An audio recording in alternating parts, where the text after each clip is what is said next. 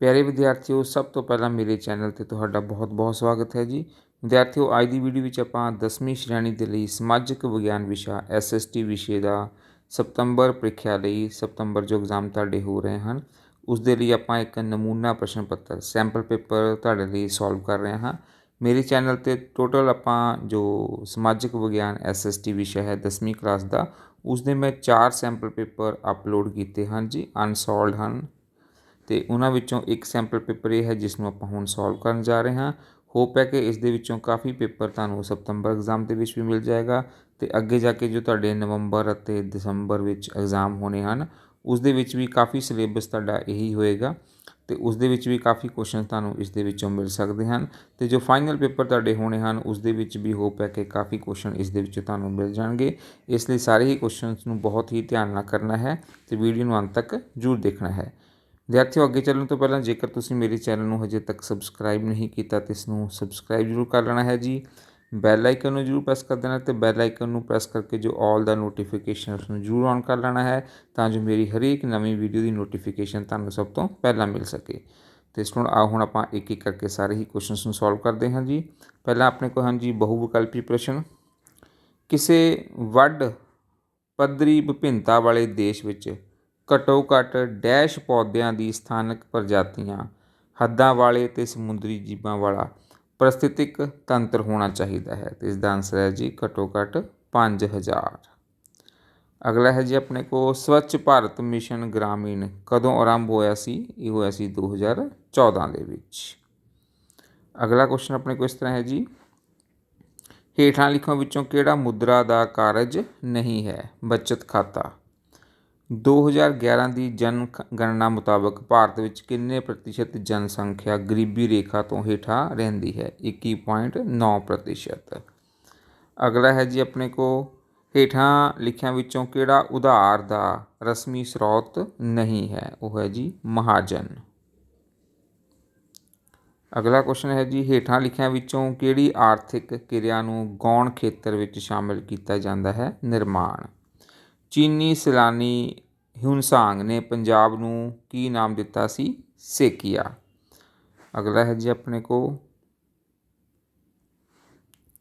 लोधिया के राज विच पंजाब किहड़े दो सूबों विच वंडिया होया सी? लाहौर अते मुल्तान। श्री गुरु नानक देव जी नूं ज्ञान की प्राप्ति कदों हुई? 1499 ईस्वी विच। अगला है जी आनंद साहिब नां दी बाणी की रचना किहड़े गुरु साहिबान ने की? श्री गुरु अमरदास जी ने। अगला है जी अपने को राजपाल की नियुक्ति कौन करता है? तो है जी राष्ट्रपति। सज़ा प्राप्त अपराधी की सज़ा कौन माफ़ कर सकता है? राष्ट्रपति। आओ जी हुण भाग ऐड़ा देखते हैं जी। भाग ऐड़े दे विच पहला जो सिंगल वर्ड क्वेश्चनस है उन्होंने देख लेने हैं तो फिर आप सारे ही जो क्वेश्चनस हैं वो एक एक करके करांगे जी। सुन देखो जी, सैकेंड जो क्वेश्चन है उसके की आंसर लिखना है जी। ये वाले क्वेश्चन भी आप आगे जाके करांगे। किहड़ा खेतर सब तो वध ताजे पानी की वरतों करता है? तो वह हुंदा है जी खेतीबाड़ी का खेतर, खेतीबाड़ी। अगला है जी भारत का किहड़ा राज मसालियां का बाग कहा जाता है? केरला। आर्थिक वाधा ते आर्थिक विकास समान अर्थक शब्द है, ये अपने को है जी गलत। भारत विच डैश बैंक मुद्रा नोट जारी करता है? तो वह है जी रिजर्व बैंक। तो आओ नैक्सट देखते हैं जो कि अपने को सिंगल वर्ड क्वेश्चन हैं उन्होंने पहला आप कर लेने हैं जी। अगला है जी भारती नागरिकों का कोई एक मौलिक अधिकार समानता का अधिकार। अगला है जी लोक सभा का कार्यकाल कितना होंदा है? 5 साल। अगला है जी राज सभा का मैंबर बनने लई घट्टो घट्ट कितनी उम्र चाहिए है? 30 साल। घट्टो घट्ट 30 साल उम्र चाहिए है जी राज सभा का मैंबर बनने लई। तो ये हुण सारे ही क्वेश्चनस अपने को थोड़े वड्डे हैं तो इन्हां दा तुहानूं जो आंसर है वो वीडियो के लास्ट में मिल जाएगा जी। आओ हुण आपां पहलां जो स्रोत आधारित प्रश्न हैं इन्हों सॉल्व कर लेने हैं तो फिर आप जो क्वेश्चन लेंदे हैं वो करते हैं जी। पहला क्वेश्चन अपने को इस तरह है जी स्रोत आधारित वाला, लोकतंत्र शब्द ਕਿਸ ਭਾਸ਼ਾ ਦੇ ਸ਼ਬਦਾਂ ਤੋਂ ਮਿਲ ਕੇ ਬਣਿਆ ਹੈ? ਇਸ ਦਾ ਸ਼ਾਬਦਿਕ ਅਰਥ ਕੀ ਹੈ? ਕਿਹੜੇ ਦੋ ਸ਼ਬਦਾਂ ਤੋਂ ਮਿਲ ਕੇ ਬਣਿਆ ਹੈ ਜੀ? ਇਹ ਜੋ ਲੋਕਤੰਤਰ ਹੈ ਉਹ ਅੰਗਰੇਜ਼ੀ ਵਿੱਚ ਡੈਮੋਕ੍ਰੇਸੀ ਕਿਹਾ ਜਾਂਦਾ ਹੈ। ਡੈਮੋਕ੍ਰੇਸੀ ਗ੍ਰੀਕ ਭਾਸ਼ਾ ਦੇ ਦੋ ਸ਼ਬਦਾਂ ਡਿਮੋਨ ਅਤੇ ਕ੍ਰੇਤੀਆ ਤੋਂ ਮਿਲ ਕੇ ਬਣਿਆ ਹੈ ਜੀ। ਇਸ ਦਾ ਡਿਮੋਨ ਦਾ ਅਰਥ ਹੈ ਲੋਕ ਅਤੇ ਕ੍ਰੇਤੀ ਦਾ ਭਾਵ ਹੈ ਸ਼ਾਸਨ। ਇਸ ਦਾ ਮਤਲਬ ਹੈ ਡੈਮੋਕ੍ਰੇਸੀ ਸ਼ਬਦ ਦਾ ਅਰਥ ਹੋ ਗਿਆ ਲੋਕਾਂ ਦਾ ਸ਼ਾਸਨ। ਅਤੇ ਆਪਣੇ ਕੋਲ ਪਹਿਲੇ ਕੁਐਸਚਨ ਦਾ ਆਨਸਰ ਆ ਗਿਆ ਹੈ ਜੀ। ਅਤੇ ਇੱਥੋਂ ਲੈ ਕੇ ਇੱਥੇ ਤੱਕ ਪਹਿਲੇ ਕੁਐਸਚਨ ਦਾ ਆਨਸਰ ਆ ਜਾਏਗਾ ਜੀ। ਦੂਸਰਾ ਕੁਐਸਚਨ ਆਪਣੇ ਕੋਲ ਦੇਖੋ ਕੀ ਹੈ ਜੀ। ਲੋਕਤੰਤਰ ਕਿਹਨਾਂ ਸਿਧਾਂਤਾਂ ਉੱਤੇ ਆਧਾਰਿਤ ਹੈ? ਅਤੇ ਇਹਦੇ ਸਿਧਾਂਤ ਆਪਾਂ ਦੇਖਣੇ ਹਨ ਕਿਹੜੇ ਕਿਹੜੇ ਸਿਧਾਂਤਾਂ ਦੇ ਉੱਪਰ ਹੈ ਜੀ। ਲੋਕਤੰਤਰ ਸੁਤੰਤਰਤਾ, ਸਮਾਨਤਾ, ਭਾਈਚਾਰਾ, ਕਾਨੂੰਨ ਦਾ ਸ਼ਾਸਨ, ਉੱਤਰਦਾਈ ਸਰਕਾਰ, ਨਿਯਤਕਾਰੀ ਚੋਣਾਂ, ਬਹੁਮਤ ਦਾ ਸ਼ਾਸਨ, ਨਾਗਰਿਕਾਂ ਦੇ ਅਧਿਕਾਰ ਅਤੇ ਸੁਤੰਤਰਤਾ ਦੇ ਨਿਰਪੱਖ ਨਿਆਂਪਾਲਿਕਾ ਦੀ ਸਥਾਪਨਾ ਦੇ ਸਿਧਾਂਤਾਂ ਦੇ ਉੱਪਰ ਆਧਾਰਿਤ ਹੈ। ਇਹ ਆਪਣੇ ਕੋਲ ਦੂਸਰੇ ਕੁਐਸਚਨ ਦਾ ਆਨਸਰ ਆ ਗਿਆ ਹੈ ਜੀ। ਅਗਲਾ ਹੈ ਜੀ ਆਪਣੇ ਕੋਲ ਲੋਕਤੰਤਰੀ ਸਰਕਾਰ ਵਿੱਚ ਪ੍ਰਭੂ ਸੱਤਾ ਕਿਹਨਾਂ ਕੋਲ ਹੁੰਦੀ ਹੈ? ਅਤੇ ਉਹ ਹੁੰਦੀ ਹੈ ਜੀ ਜਨਤਾ ਕੋਲ। ਇਸ ਦਾ ਸਿੱਧਾ ਆਨਸਰ ਜਨਤਾ ਦੇ ਕੋਲ ਲਿਖ ਦੇਣਾ ਹੈ। ਲੋਕਤੰਤਰੀ ਸਰਕਾਰ ਵਿੱਚ ਝਗੜਿਆਂ ਦਾ ਹੱਲ ਕਿਵੇਂ ਲੱਭਿਆ ਜਾਂਦਾ ਹੈ? ਅਤੇ ਇਹ ਵੀ ਤੁਹਾਡੀ ਜੋ ਲਾਸਟ ਲਾਈਨ ਹੈ ਜੀ। ਦੇਖੋ ਲੋਕਤੰਤਰ ਵਿੱਚ ਝਗੜਿਆਂ ਦਾ ਹੱਲ ਰਾਸ਼ਟਰੀ ਅਤੇ ਅੰਤਰਰਾਸ਼ਟਰੀ ਪੱਧਰ 'ਤੇ ਪ੍ਰੇਰਨਾ ਅਤੇ ਸ਼ਾਂਤੀਪੂਰਵਕ ਢੰਗਾਂ ਨਾਲ ਲੱਭਿਆ ਜਾਂਦਾ ਹੈ ਜੀ। ਅਤੇ ਇਸ ਤੋਂ ਆਪਾਂ ਜੋ ਕੁਐਸਚਨਸ ਈਜ਼ੀ ਸਨ ਉਹ ਕਰ ਲਏ ਹਨ। ਜਿਹੜੇ ਥੋੜ੍ਹੇ ਵੱਡੇ ਕੁਐਸਚਨਸ ਹਨ ਆਓ ਹੁਣ ਉਹਨਾਂ ਦਾ ਆਪਾਂ ਇੱਕ ਇੱਕ ਕਰਕੇ ਸਾਰਿਆਂ ਦਾ ਆਨਸਰ ਉਹਨਾਂ ਦੇ ਆਨਸਰ ਦੇਖਦੇ ਹਾਂ ਕਿ ਕੀ ਹੋ ਸਕਦਾ ਹੈ ਜੀ। ਪਹਿਲਾ ਕੁਐਸਚਨ ਹੈ ਜੀ ਜੈਵਿਕ ਭੂਗੋਲ ਕੀ ਹੈ? ਪਰਿਭਾਸ਼ਾ ਦਿਓ। ਜੈਵਿਕ ਭੂਗੋਲ ਜਾਨਦਾਰ, ਧੜਕਦੀਆਂ ਅਤੇ ਵੱਧਦੀਆਂ ਜ਼ਿੰਦਗੀਆਂ ਦਾ ਅਧਿਐਨ ਹੈ। ਇਸ ਵਿੱਚ ਜੈਵਿਕ ਸੰਸਾਰ ਦੀਆਂ ਸਥਾਨਕ ਵੰਡ ਸ਼ਾਮਲ ਹੈ। ਜੈਵਿਕ ਭੂਗੋਲ ਨੂੰ ਭੌਤਿਕ ਰੂਪ ਵਿੱਚ ਜੰਗਲ, ਪਸ਼ੂ, ਪੰਛੀ, ਜੀਵ ਜੰਤੂ, ਜ਼ਮੀਨ, ਪਾਣੀ ਅਤੇ ਹਵਾ ਦੇ ਇਲਾਵਾ ਸਾਡੀ ਭੋਜਨ ਲੜੀ ਅਤੇ ਭੋਜਨ ਵੈੱਬ ਜੰਤਰ ਦੇ ਵਿਸਥਾਰਤ ਵਿਗਿਆਨ ਦੇ ਤੌਰ 'ਤੇ ਪਰਿਭਾਸ਼ਿਤ ਕੀਤਾ ਜਾ ਸਕਦਾ ਹੈ।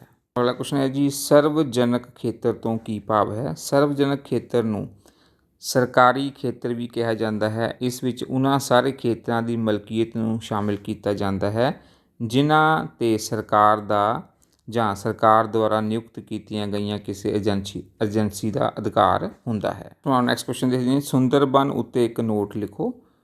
ਸੋ ਹੁਣ ਇਹ ਜੋ ਕੁਐਸਚਨ ਦਾ ਪੈਟਰਨ ਹੈ, ਕੁਐਸਚਨ ਜਦ ਨੰਬਰਿੰਗ ਹੈ ਉਹ ਉੱਪਰ ਨੀਚੇ ਹੋ ਸਕਦੀ ਹੈ, ਪਰ ਜੋ ਕੁਐਸਚਨ ਸਾਰੇ ਹੀ ਉਹ ਤੁਹਾਨੂੰ ਮੈਂ ਕਰਵਾ ਰਿਹਾ ਹਾਂ ਜੋ ਤੁਹਾਡੇ ਇਸ ਸੈਂਪਲ ਪੇਪਰ ਦੇ ਵਿੱਚ ਹਨ, ਪਰ ਕੁਐਸਚਨਾਂ ਦੇ ਜੋ ਨੰਬਰ ਹਨ ਉਹ ਕੁਐਸਚਨ ਅੱਗੇ ਪਿੱਛੇ ਤੁਹਾਨੂੰ ਆ ਸਕਦੇ ਹਨ ਜੀ।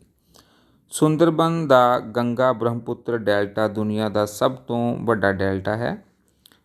ਇਸ ਨੂੰ Sundarban delta, Ganga delta, Brahmaputra delta ਜਾਂ ਬੰਗਾਲ ਡੈਲਟਾ ਵਜੋਂ ਵੀ ਜਾਣਿਆ ਜਾਂਦਾ ਹੈ। ਸੁੰਦਰਬਨ ਡੈਲਟਾ ਵਿਸ਼ਵ ਵਿਆਪੀ ਮਹੱਤਵ ਰੱਖਦਾ ਹੈ।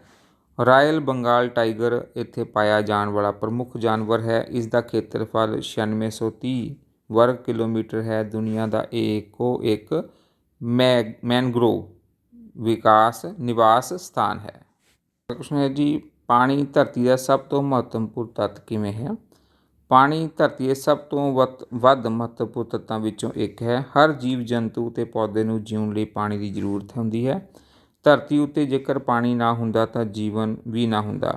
ਜਿਉਂਦੇ ਰਹਿਣ ਲਈ ਪਾਣੀ ਪੀਣ ਤੋਂ ਇਲਾਵਾ ਪਾਣੀ ਦੀ ਵਰਤੋਂ ਕਈ ਥਾਵਾਂ ਵਿੱਚ ਕੀਤੀ ਜਾਂਦੀ ਹੈ, ਜਿਵੇਂ ਕਿ ਭੋਜਨ ਪਕਾਉਣਾ, ਕੱਪੜੇ ਧੋਣਾ, ਭਾਂਡੇ ਮਾਂਜਣਾ, ਸਾਫ਼ ਸਫਾਈ ਕਰਨਾ, ਬਾਗ ਬਗੀਚੇ ਹਰੇ ਭਰੇ ਰੱਖਣਾ, ਪਸ਼ੂਆਂ ਅਤੇ ਸਨਅਤੀ ਉਤਪਾਦਨਾਂ ਲਈ ਅਤੇ ਫਸਲਾਂ ਦੀ ਸਿੰਚਾਈ ਆਦਿ ਲਈ ਪਾਣੀ ਦੀ ਵਰਤੋਂ ਹੁੰਦੀ ਹੈ। ਇਸ ਲਈ ਅਸੀਂ ਕਹਿ ਸਕਦੇ ਹਾਂ ਕਿ ਪਾਣੀ ਧਰਤੀ ਦਾ ਸਭ ਤੋਂ ਮਹੱਤਵਪੂਰਨ ਤੱਤ ਹੈ। ਸੋ ਅਗਲਾ ਕੁਐਸਚਨ ਹੈ ਜੀ ਖੇਤੀਬਾੜੀ ਦੀਆਂ ਕਿਸਮਾਂ ਉੱਤੇ ਵਿਸਤ੍ਰਿਤ ਨੋਟ ਲਿਖੋ। ਭਾਰਤ ਵਿੱਚ ਭਿੰਨ ਭਿੰਨ ਪ੍ਰਕਾਰ ਦੇ ਭੂਗੋਲਿਕ ਅਤੇ ਵਾਤਾਵਰਣ ਵਖੇਰਿਆਂ ਕਾਰਨ ਕਈ ਪ੍ਰਕਾਰ ਦੀ ਖੇਤੀ ਕੀਤੀ ਜਾਂਦੀ ਹੈ।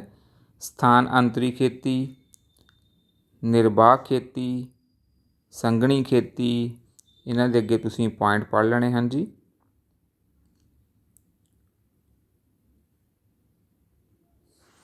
ਵਿਆਪਕ ਖੇਤੀ, ਵਪਾਰਕ ਖੇਤੀ, ਰੋਪਣ ਖੇਤੀ, ਲੰਬਕਾਰੀ ਜਾਂ ਖੜੀ ਖੇਤੀ, ਮਿਸ਼ਰਤ ਖੇਤੀ।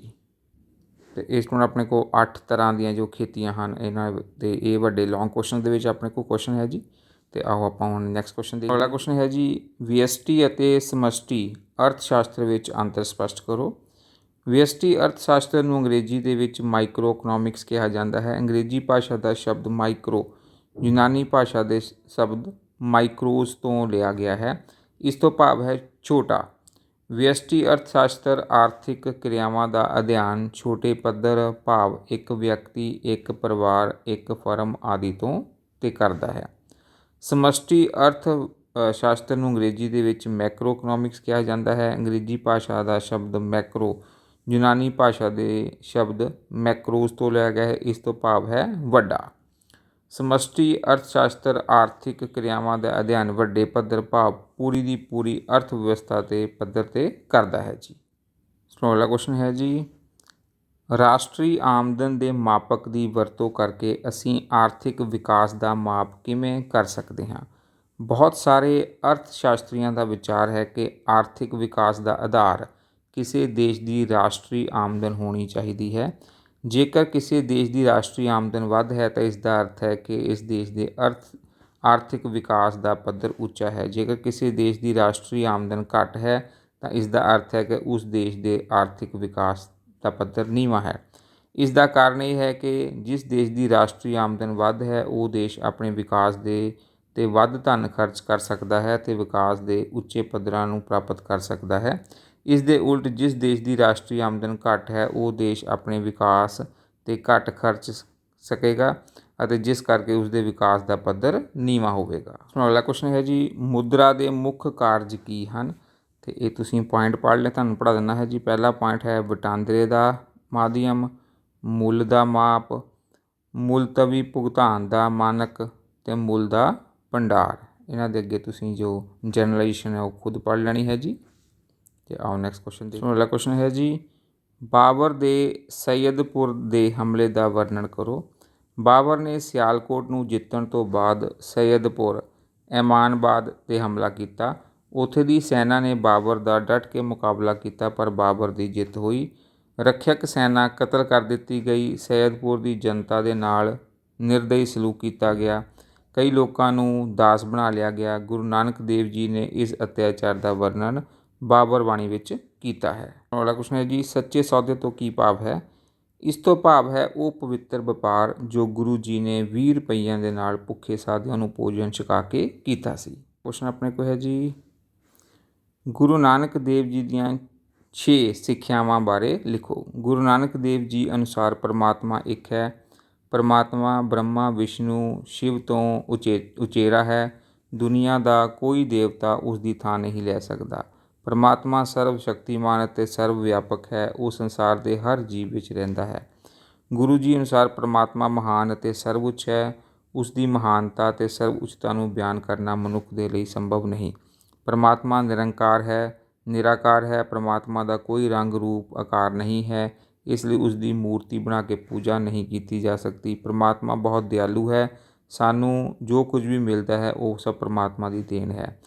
ਸ੍ਰਿਸ਼ਟੀ ਦਾ ਹਰ ਕੰਮ ਪਰਮਾਤਮਾ ਦੇ ਹੁਕਮ ਦੇ ਨਾਲ ਹੁੰਦਾ ਹੈ। ਸਾਨੂੰ ਉਸ ਦੇ ਭਾਣੇ ਵਿੱਚ ਮਿੱਠਾ ਰਹਿ ਕੇ ਮੰਨਣਾ ਚਾਹੀਦਾ ਹੈ। ਉਸ ਦੇ ਭਾਣੇ ਨੂੰ ਮਿੱਠਾ ਕਰਕੇ ਮੰਨਣਾ ਚਾਹੀਦਾ ਹੈ। ਪਰਮਾਤਮਾ ਦੀ ਮਿਹਰ ਅਤੇ ਦਇਆ ਪ੍ਰਾਪਤ ਕਰਨ ਲਈ ਆਤਮ ਗਿਆਨ, ਤਿਆਗ ਜਾਂ ਆਤਮ ਸਮਰਪਣ ਬਹੁਤ ਜ਼ਰੂਰੀ ਹੈ ਜੀ। ਕੁਐਸਚਨ ਹੈ ਜੀ, ਭਾਈ ਲਹਿਣਾ ਕਿਸ ਗੁਰੂ ਦਾ ਪਹਿਲਾ ਨਾਮ ਸੀ? ਅਤੇ ਸੀ ਸ਼੍ਰੀ ਗੁਰੂ ਅੰਗਦ ਦੇਵ ਜੀ ਦਾ।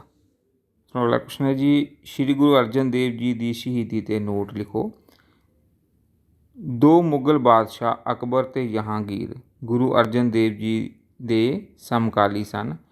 ਗੁਰੂਆਂ ਦੇ ਉਪਦੇਸ਼ਾਂ ਦਾ ਮੰਤਵ ਜਾਤ ਰਹਿਤ, ਵਹਿਮ ਰਹਿਤ, ਊਚ ਨੀਚ ਅਤੇ ਧਰਮ ਦੇ ਵਿਤਕਰੇ ਰਹਿਤ ਸਮਾਜ ਸਥਾਪਿਤ ਕਰਨਾ ਸੀ।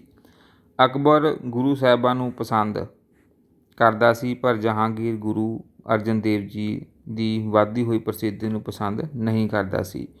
ਉਸ ਨੂੰ ਇਹ ਵੀ ਗੁੱਸਾ ਸੀ ਕਿ ਜਿੱਥੇ ਗੁਰੂ ਸਾਹਿਬ ਦੇ ਹਿੰਦੂ ਲੋਕ ਅਨੁਯਾਈ ਬਣ ਰਹੇ ਹਨ ਉੱਥੇ ਕੁਝ ਮੁਸਲਮਾਨ ਵੀ ਉਹਨਾਂ ਦੇ ਪ੍ਰਭਾਵ ਹੇਠ ਵਿਚਰ ਰਹੇ ਸਨ। ਸ਼ਹਿਜ਼ਾਦਾ ਖੁਸਰੋ ਨੇ ਆਪਣੇ ਪਿਤਾ ਜਹਾਂਗੀਰ ਦੇ ਵਿਰੁੱਧ ਵਿਦਰੋਹ ਕਰ ਦਿੱਤਾ। ਜਦੋਂ ਸ਼ਾਹੀ ਸੈਨਾਵਾਂ ਨੇ ਖੁਸਰੋ ਦਾ ਪਿੱਛਾ ਕੀਤਾ ਤਾਂ ਉਹ ਦੌੜ ਕੇ ਪੰਜਾਬ ਆਇਆ ਅਤੇ ਗੁਰੂ ਸਾਹਿਬਾਂ ਨੂੰ ਮਿਲਿਆ। ਇਸ 'ਤੇ ਜਹਾਂਗੀਰ ਤੋਂ ਪਹਿਲਾਂ ਹੀ ਗੁਰੂ ਅਰਜਨ ਦੇਵ ਜੀ ਦੇ ਵਿਰੁੱਧ ਕਾਰਵਾਈਆਂ ਦਾ ਬਹਾਨਾ ਲੱਭ ਰਿਹਾ ਸੀ। ਰਾਜ ਦੇ ਬਾਗੀ ਖੁਸਰੋ ਦੀ ਸਹਾਇਤਾ ਕਰਨ ਅਤੇ ਅਪਰਾਧ ਵਿੱਚ ਗੁਰੂ ਸਾਹਿਬ ਜੀ ਉੱਪਰ 2 ਲੱਖ ਰੁਪਏ ਦਾ ਜੁਰਮਾਨਾ ਕਰ ਦਿੱਤਾ। ਗੁਰੂ ਜੀ ਨੇ ਇਸ ਜੁਰਮਾਨੇ ਨੂੰ ਅਣਉਚਿਤ ਸਮਝਦਿਆਂ ਹੋਇਆਂ ਦੇਣ ਤੋਂ ਨਾ ਕਰ ਦਿੱਤੀ, ਜਿਸ ਕਾਰਨ ਉਹਨਾਂ ਨੂੰ ਸਰੀਰਕ ਤਸੀਹੇ ਦੇ ਕੇ 1606 ਈਸਵੀ ਵਿੱਚ ਸ਼ਹੀਦ ਕਰ ਦਿੱਤਾ ਗਿਆ ਹੈ ਜੀ। ਸ਼੍ਰੀ ਗੁਰੂ ਗੋਬਿੰਦ ਸਿੰਘ ਜੀ ਦੀਆਂ ਦੋ ਪ੍ਰਸਿੱਧ ਰਚਨਾਵਾਂ ਦੇ ਨਾਮ ਲਿਖੋ। ਜਾਪ ਸਾਹਿਬ, ਬਚਿੱਤਰ ਨਾਟਕ, ਜਫਰਨਾਮਾ, ਚੰਡੀ ਦੀ ਵਾਰ। ਅਗਲਾ ਕੁਐਸਚਨ ਹੈ ਜੀ, ਗੁਰਦਾਸ ਨੰਗਲ ਦੀ ਲੜਾਈ ਦਾ ਹਾਲ ਲਿਖੋ। 1715 ਈਸਵੀ ਵਿੱਚ ਬੰਦਾ ਸਿੰਘ ਬਹਾਦਰ ਨੇ ਪਹਾੜੀ ਇਲਾਕੇ ਤੋਂ ਉੱਤਰ ਕੇ ਕਲਾਨੌਰ ਅਤੇ ਬਟਾਲਾ ਉੱਤੇ ਫਿਰ ਆਪਣਾ ਅਧਿਕਾਰ ਜਮਾ ਲਿਆ।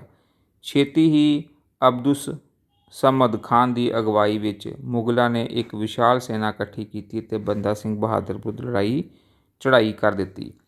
ਉਸ ਸਮੇਂ ਬੰਦਾ ਸਿੰਘ ਬਹਾਦਰ ਕੋਟ ਮਿਰਜ਼ਾ ਜਾਨ ਵਿਖੇ ਸੀ।